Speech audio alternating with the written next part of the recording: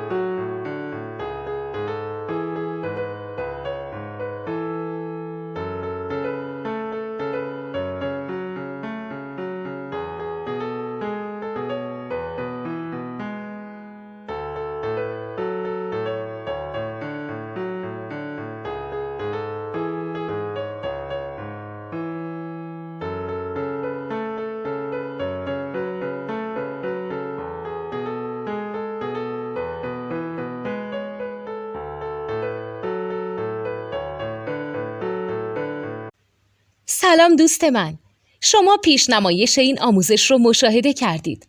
برای دیدن آموزش به صورت کامل میتونید به وبسایت نوت 2 که مرجع آموزش موسیقی هست مراجعه کنید.